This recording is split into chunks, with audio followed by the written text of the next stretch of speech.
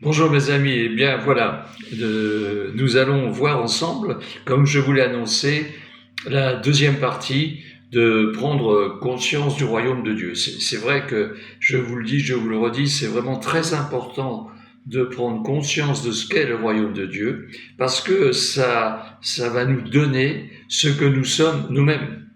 Ce que Jésus a fait pour nous, bien sûr, mais ce qu'il a fait de nous, et c'est ce qu'il a fait de nous pour le royaume et dans le royaume. Alors, je voudrais tout de suite prendre quelques textes de la parole pour confirmer ce que je vous dis, car ce que je vous dis n'est autre chose que ce qui est dans la parole. Alors, je voudrais qu'on regarde un des premiers versets.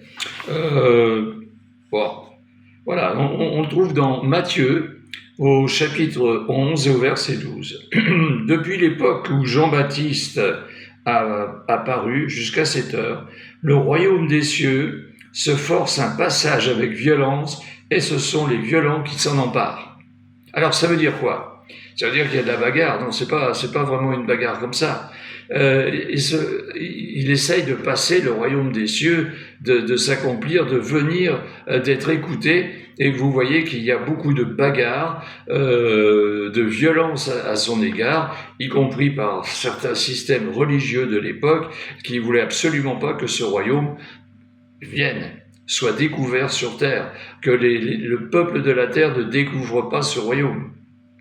Et c'est vrai qu'il dit que ce sont les violents qui s'en emparent, c'est-à-dire que ceux qui ont vraiment le désir de rentrer dans le royaume, le désir de connaître le royaume, la réalité du royaume, c'est eux qui vont s'emparer du royaume, vous comprenez.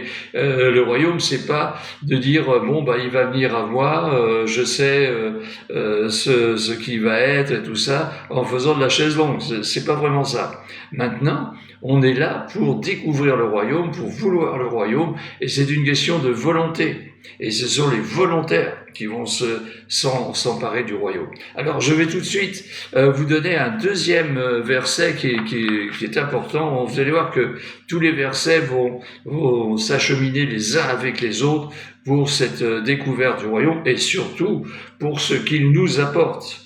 Pourquoi c'est très important? Pourquoi j'insiste? Alors, nous allons voir d'ailleurs dans Marc, au chapitre 1, les versets 14 et 15, lorsque Jean, il est question de Jean-Baptiste, là, qui annonçait déjà, lui, il annonçait la venue de Jésus. Il a préparé le chemin pour que Jésus arrive.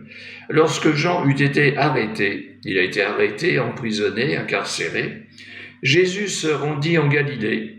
Il y prêcha la bonne nouvelle qui vient de Dieu. Il disait, le temps est accompli, le règne de Dieu est proche, changez et croyez à la bonne nouvelle. Changez, croyez à la bonne nouvelle. Le règne de Dieu est proche, changez, croyez à la bonne nouvelle. Et voilà. Et ça, c'était la bonne nouvelle qui vient des cieux. Sous l'Ancienne Alliance, il n'y avait pas cette bonne nouvelle. Sous l'Ancienne Alliance, ils étaient parfaitement contraints des 10 commandements, de la loi qui avait été transcrite par Moïse, et ils devaient se tenir à ça. Il y avait les prophètes qui étaient là pour annoncer de la part de Dieu ce qu'ils devaient faire, mais il n'y avait pas. Vous savez, je crois qu'on n'a pas assez conscience du privilège que l'on a maintenant d'être sous la nouvelle alliance avec Jésus-Christ. Alors je voudrais qu'on prenne bien conscience de ça. Pourquoi? Parce que qu'est-ce que Jésus a fait de nous et qu'est-ce que l'on va avoir comme bénéfice par rapport à ce royaume? Alors déjà, pour qu'on ait, nous, accès à ce royaume, eh bien, il a fallu que Jésus accomplisse la loi et les prophètes. Et je voudrais vous lire un texte vraiment très important que l'on trouve dans Colossiens. Non, c'est dans Corinthiens. Non, pardon, c'est Colossiens. Oh là là, je suis toujours... Alors, attendez, c'est Colossiens, excusez-moi. C'est Colossiens, je vais prendre, voilà, Colossiens, au chapitre 2, versets 14 à 15. Colossiens, chapitre 2, versets 14 à 15. car il a annulé, là il parle de Jésus, car il a annulé l'acte qui établissait nos manquements à l'égard des commandements. Oui, il a effacé le clouant sur la croix. Là, il a désarmé toute autorité, tout pouvoir, les donnant publiquement en spectacle quand il les a traînés dans son cortège triomphal après sa victoire à la croix. Il a dépouillé toutes les autorités, il les a anéanties, dépouillé, saccagé, tout pouvoir. Alors, nous avons et nous sommes au bénéfice de ce qu'a fait Jésus. Nous sommes parfaitement au bénéfice de ce qu'a fait Jésus, c'est-à-dire nous ne sommes plus sous les pouvoirs qui avaient été dans l'Ancienne Alliance. Alors maintenant, c'est à nous, bien sûr, de croire. Vous savez que plus on va connaître le royaume, plus on va pouvoir comprendre, intégrer ce qu'est le royaume, plus notre foi va pouvoir grandir, va être facilitée. Parce que nous saurons ce que nous sommes, qui nous sommes. Et ça, c'est important. Parce que si nous ne savons pas qui nous sommes, alors nous serons tributaires de différentes informations qui ne seront pas forcément les bonnes. Maintenant, nous, en tant qu'enfants de Dieu, nous qui avons accepté Jésus-Christ comme sauveur, et vous qui allez, ou qui devez, ou qui voulez accepter Jésus-Christ comme votre sauveur personnel, alors vous allez rentrer dans une autre dimension. Et c'est dans cette dimension, appuyée par la parole de Dieu, que je voudrais vous faire comprendre les choses. Alors, je voudrais qu'on regarde d'autres versets, notamment... prenons dans Philippiens.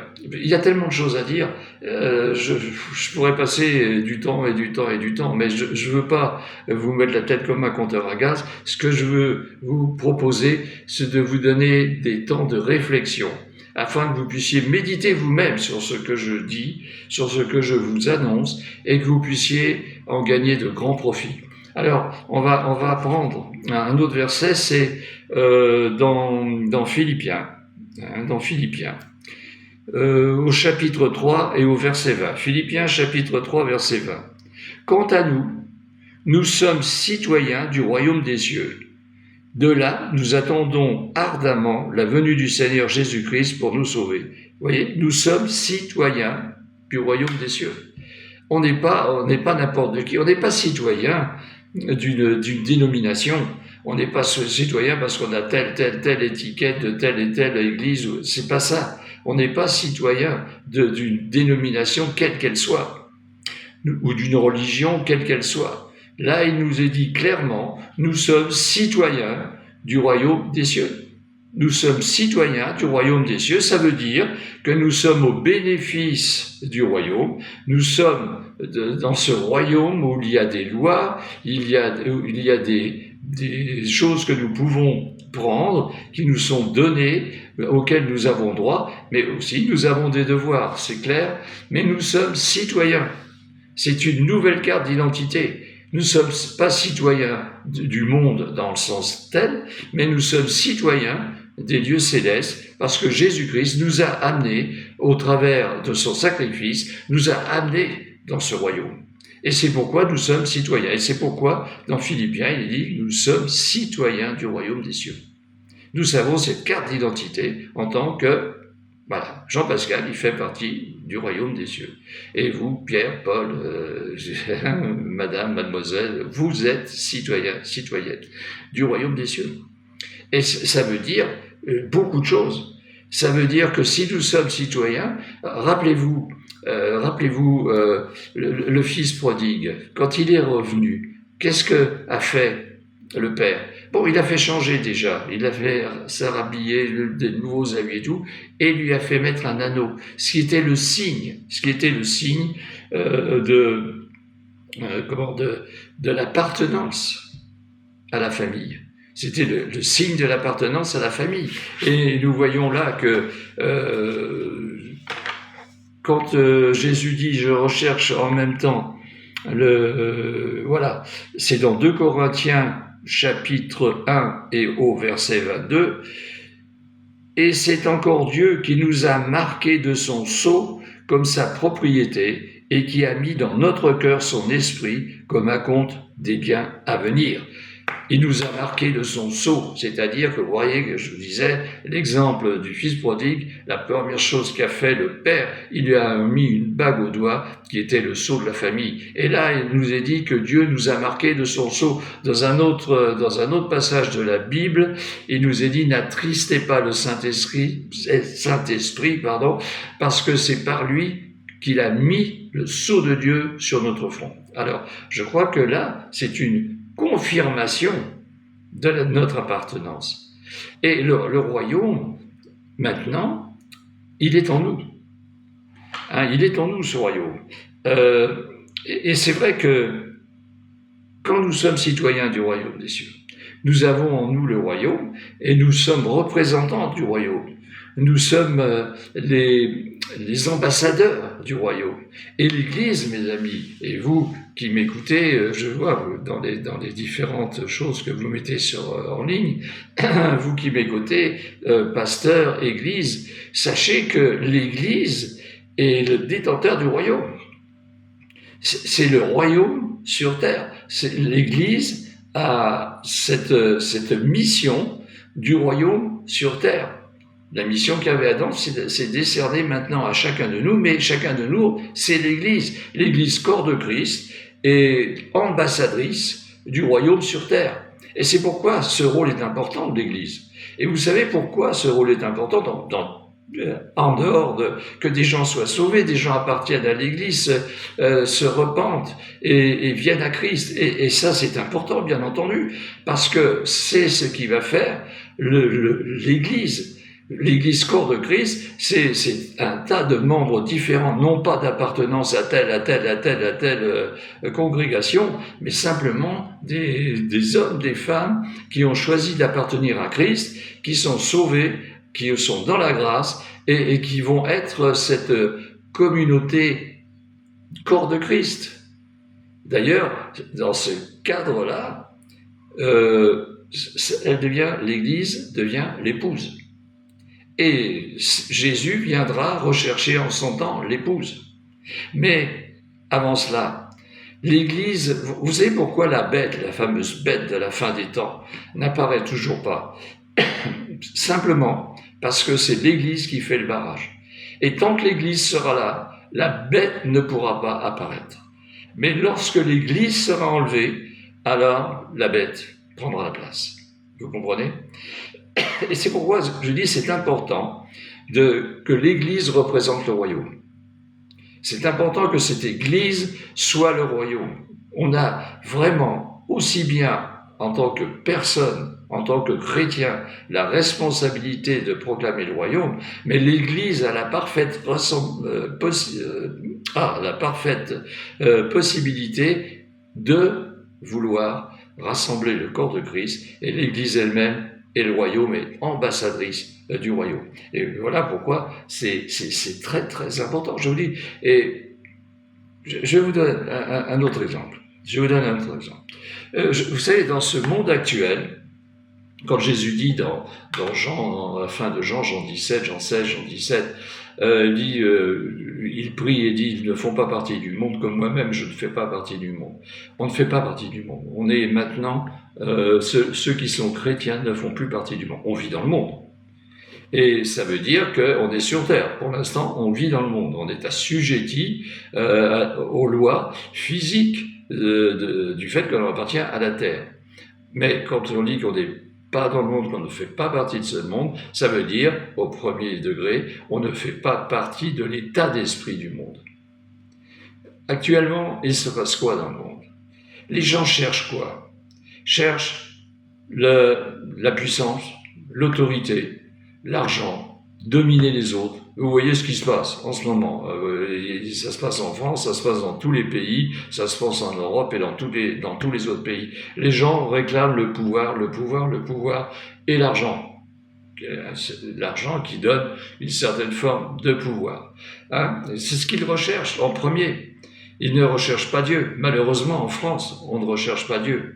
Mais c'est pour ça que chacun de vous qui êtes chrétien, chacun de vous qui êtes né de nouveau, soyez assurés que vous représentez sur terre le royaume. Vous appartenez au royaume, comme j'appartiens au royaume, mais du fait d'appartenir au royaume, nous avons cette destinée que Dieu a voulu, que Dieu veut, de représenter le royaume sur terre. Et c'est pourquoi nous pouvons faire des choses, nous pouvons accomplir des choses au nom de Jésus-Christ, parce que Jésus-Christ a amené le royaume, fait partie du royaume, et c'est lui qui, par son sacrifice, sa mort et sa résurrection, nous a amenés à être dans le royaume et enfants du royaume. Voilà, je pourrais, des fois je cherche mes mots, tellement c'est important. Alors, je voudrais vous lire aussi quelque chose parce que souvent on essaye de se mesurer à des gens qui ont des réussites sociales, des réussites financières, tout ça. On dit bon, oui, eux, voilà, c'est. Mais voilà ce que Dieu dit. Alors là, c'est Paul qui parle aux Corinthiens. Nous trouvons ça dans le chapitre 1er, Corinthiens, au verset 26. Voilà ce qu'il dit. Considérez donc votre situation, frères. Qui êtes-vous pour que Dieu a appelé à lui, pour que Dieu vous a appelé à lui? On ne trouve parmi vous que peu de sages, selon les critères humains, peu de personnalités influentes, peu de membres de la haute société. Non, Dieu a choisi ce que le monde considère comme une folie pour confondre les sages, et il a choisi ce qui est faible pour confondre les puissants. Il même dit, si on prend le verset 28, Dieu a porté son choix sur ce qui n'a aucune noblesse et que le monde méprise, sur ce qui est considéré comme insignifiant pour réduire à néant ce que le monde estime important. Voilà. Donc, vous savez quelle position vous avez. Et quand je dis vous, je parle de moi aussi. En tant que citoyen des lieux célestes, il n'y a pas une personne au monde, sur Terre, qui est supérieure à vous. Ah, ça vous paraît de dire arrête de fumer, Jean-Pascal. Non. C'est une réalité. Vous êtes citoyen du royaume des cieux. Ça veut dire qu'il n'y a aucune puissance, aucune de ces personnes, influentes ou pas, au monde, sur Terre, qui est supérieure à vous. Non pas parce qu'on le mérite, non pas parce qu'on est mieux que les autres, parfois on est même moins bien, mais parce que Jésus a fait de nous des citoyens du royaume. Et vous voyez que là, ça change complètement notre façon de voir, notre façon d'être chrétien, notre façon de croire. Nous sommes des citoyens au-dessus de tout, parce que Jésus nous a placés comme ça. Le Père nous a adoptés comme ça. Nous avons été adoptés par le Père, nous sommes dans le royaume. Et qui est-ce qui dirige le royaume? Qui est-ce qui est le royaume? C'est le Père, le Fils et le Saint-Esprit. Et on verra dans d'autres émissions, j'allais dire, l'importance, le rôle du Saint-Esprit, aussi bien pour nous que dans l'Église. Parce que le Saint-Esprit, et ça c'est juste une parenthèse que je fais, on a besoin dans l'Église de faire beaucoup plus de place au Saint-Esprit. C'est lui qui dirige tout. C'est lui qui nous dirigera tout ce dont nous devons faire sur cette terre, tout ce dont nous devons faire en tant que chrétiens. Voilà, vous voyez qu'il y a très au-dessus de ce que nous pouvons penser. Et je voudrais vous donner un autre passage. Je vous donne beaucoup de passages parce que vous pouvez les contrôler. Je vous donne les références et vous pouvez les contrôler. C'est tellement important, et je reviens toujours là-dessus, vous allez dire je rabâche, mais c'est tellement important de prendre conscience de la réalité du royaume, de la réalité de la puissance du royaume, et de la réalité du fait de cette puissance du royaume, de ce que nous sommes dans le royaume. Nous sommes des gens du royaume. Nous avons été acceptés dans le royaume. Au travers de Jésus, par sa mort, sa résurrection, nous avons été ressuscités avec lui pour être dans le royaume. Alors, je vais essayer de vous trouver un autre, parce qu'il y en a tellement. J'en ai noté quelques-uns, mais je pourrais passer du temps pour vous donner encore d'autres versets, mais il y en a plein. Vous pouvez les rechercher vous-même d'ailleurs, ça vous fera un peu travailler la Bible, hein, d'accord. Comme ça, elle ne restera pas dans la bibliothèque. Je voudrais, voilà, alors nous allons prendre un verset qui est important aussi, comme tous les versets qui sont importants dans la parole. Mais des fois, si vous voulez, si on lit la parole d'une manière intellectuelle, on peut connaître, on peut réciter la parole de A jusqu'à Z, on peut même proclamer la parole, mais ce qui est important, c'est de bien comprendre ce que ça veut dire, le prendre comme une essence importante qui va faire de nous des gens qui sont convaincus de ce qu'ils écoutent, de ce qu'ils entendent, de ce qu'ils lisent, et nous faire grandir notre foi en conséquence. Vous savez que tout est régi après par la foi en Jésus-Christ, la foi dans ce royaume, la foi dans tout ce qui a été fait pour nous. Et voilà, je voudrais terminer, je ne sais pas combien de temps j'en suis, j'ai pas contrôlé, mais c'est pas grave. Ce que j'ai à vous dire, je vous le dis, c'est pas une question de chrono. On va prendre à Éphésiens 3, 20. Voilà ce que dit Paul. À celui qui, par la puissance qui agit en nous, peut réaliser infiniment au-delà de ce que nous demandons ou même pensons. À lui soit la gloire dans l'Église et en Jésus-Christ pour toutes les générations et pour l'éternité. Amen. Nous n'avons pas de puissance, personnellement. On peut avoir une puissance sociale, une puissance financière, mais vis-à-vis de Dieu, nous n'avons aucune puissance. Sinon, la puissance que Dieu met en nous, en celui qui appartient à Christ, celui ou celle qui appartient au royaume. Et c'est pour ça qu'il est dit qu'on peut réaliser infiniment au-delà de ce que nous pensons, nous demandons ou même pensons. Au-delà. Pourquoi ? Parce que c'est l'autorité et la puissance du royaume qui va faire qu'en nous pouvons, par le nom de Jésus-Christ, accéder à des choses qui nous paraissent énormes, qui nous paraissent si éloignées, qui nous paraissent impossibles, les signes, les prodiges, les miracles. Malheureusement, on n'en vit pas trop maintenant parce que, justement, on ne prend pas suffisamment conscience de qui on est, quels droits nous avons, quels devoirs nous avons par rapport à notre vie chrétienne. Et c'est pourquoi je dis l'Église est très importante, dans le sens où l'Église, c'est pas seulement de dire il y a des membres, il y a des membres, il y a des membres, il y a des membres. Bien sûr que c'est mieux d'avoir une Église de 10 personnes, de 1000 personnes ou de 2000 personnes qu'une Église de 10 personnes, mais c'est pas grave. C'est ce qui va composer l'Église, ce qui va composer l'épouse, c'est la réalité du royaume dans l'Église, c'est la réalité de Jésus-Christ dans l'Église. Jésus veut une épouse, non pas une congrégation. Il est venu pour annoncer la gloire du royaume, pas la gloire de telle ou telle congrégation. Et c'est pourquoi nous devons nous tenir toujours prêts pour que l'Église grandisse, mais dans un sens non pas de nombre, mais de puissance. Prenons dans l'Apocalypse, je vais terminer avec ça. Prenons dans l'Apocalypse l'Église de Philadelphie. L'Église de Philadelphie. Alors, on va prendre... je suis obligé de prendre un peu les lunettes. J'ai toujours les mêmes depuis 15 ans, mais... alors, on va prendre l'Apocalypse, l'Église de Philadelphie.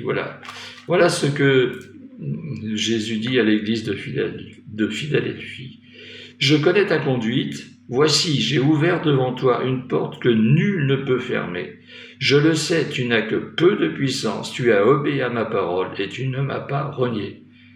Voilà ce que Jésus demande. Tu as obéi à ma parole, tu ne m'as pas renié. Vous savez, je m'adresse aussi un peu aux différents ministères. Écouter la parole, obéir, c'est pas forcément le plus simple d'obéir. Mais c'est là l'Église de Philadelphie. Elle n'était pas puissante. Il ne nous est pas dit le nombre qu'il y avait dans cette Église. Mais c'était une petite église, apparemment qui n'était pas puissante, mais Dieu a ouvert une porte que nul ne peut refermer. Et mes amis qui m'écoutez, vous êtes pasteur peut-être d'une église, vous dites, mais j'arrive pas à faire grandir l'église, je rame, c'est pas facile. Et je sais que ça existe, surtout en France, c'est pas facile. Mais sachez une chose, si Dieu décide d'ouvrir une porte, personne ne pourra la refermer. Alors attendez-vous à ce qu'une porte s'ouvre. Regardez premièrement le royaume de sa justice. Qu'est-ce qu'il est dit dans la parole? Recherchez premièrement le royaume de Dieu et sa justice, et tout le reste vous sera donné par surcroît ou par abondance. Vous comprenez? Ne vous inquiétez pas du lendemain, mais recherchez premièrement le royaume de Dieu et sa justice. La justice du royaume, c'est dans la justice qui appartient au royaume, ce sont ses lois, ses commandements, ses décrets, tout ce qui décide de la vie dans le royaume. Recherchez premièrement le royaume et sa justice. Et l'Église, ne recherchez pas le nombre, s'il vous plaît. Recherchez le royaume et sa justice. Recherchez la présence du Saint-Esprit. Donnez-lui la place. Trop souvent, on lui donne peu de place. On dit, bon, au début, voilà, il y a les chants, il y a les annonces, et puis, bon, on va peut-être laisser 10 minutes, un quart d'heure au Saint-Esprit, on va chanter en langue pour certaines églises, et puis après, c'est la prédication, mais qu'est-ce qu'on lui laisse comme place? S'il a décidé, le Saint-Esprit, d'agir un dimanche matin, ou un samedi soir, au moment d'un culte, d'une réunion, s'il a décidé d'agir au bout de tant de temps, et pour tant de temps, c'est à lui de décider, c'est pas à nous. Je voudrais vous donner un exemple. En tant qu'auteur, conseiller, parce que je suis chanteur chrétien aussi, et je l'étais beaucoup, et je continue, eh bien, j'étais dans une grande salle parisienne avec mes musiciens. Et avec ces musiciens, bon, j'ai chanté les chants chrétiens que je chantais d'habitude, et c'est vrai que c'était bien, j'avais une super équipe de musiciens, et les gens étaient satisfaits, étaient contents, je veux dire, même ils étaient bénis quelque part, ils étaient contents, voilà. Mais ça s'est arrêté là, je ne savais pas ce qui allait se passer après ou pas. Un mois après, dans cette même salle, j'étais tout seul avec ma guitare. J'étais tout seul. Et je ne devais faire qu'un chant. C'était là, il y avait une réunion avec plusieurs pasteurs, il y avait plusieurs églises. Ça se passait à Paris, dans une grande salle parisienne. Peut-être ça va vous rappeler quelque chose, vous qui m'écoutez. Si vous étiez là, il y avait quand même un peu plus de 1200 personnes. Hein, c'est pas une petite salle. Et là, j'étais tout seul avec la guitare. Et bon, quand on est seul avec la guitare, c'est pas la même chose que quand on est accompagné par une équipe de super musiciens. Donc je fais mon chant, je fais ce que je veux. Et là, alors que je m'y attendais pas, le Saint-Esprit s'est manifesté avec une très grande puissance. Très grande puissance. Et ça a touché bon nombre de personnes qui ont reçu cette puissance sur eux. Eh bien écoutez, c'est pour ça que je vous dis une chose. Vous êtes peut-être 10, vous êtes peut-être simplement une église maison. Laissez la place au Saint-Esprit. C'est lui qui ouvre les portes. C'est lui. On a l'exemple là, avec cette église de Philadelphie. Il a ouvert. Et lui, tu as peu de puissance. Mais j'ouvre une porte que nul pourra fermer. Laissez le Saint-Esprit, laissez le Seigneur ouvrir la porte de votre église. Vous ouvrez la porte aux chrétiens pour qu'ils rentrent, mais laissez le Saint-Esprit, laissez la place au Saint-Esprit.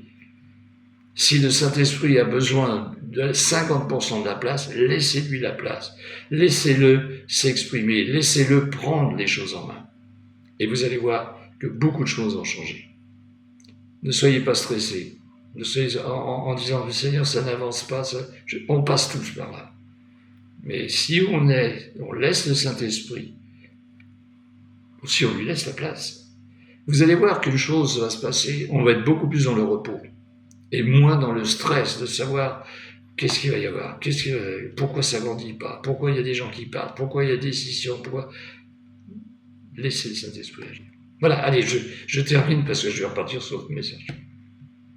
J'aurai l'occasion, bien sûr, chaque semaine d'apparaître. Bien sûr que c'est moins facile de parler à une caméra que de parler dans une salle de réunion. Hein. Je préfère largement parler dans une salle de réunion avec des frères, des sœurs, où on peut communiquer les choses ensemble, partager les choses ensemble. Mais là, ce que j'ai à faire, je le fais. En tant qu'évangéliste, je fais ce que l'évangéliste doit faire.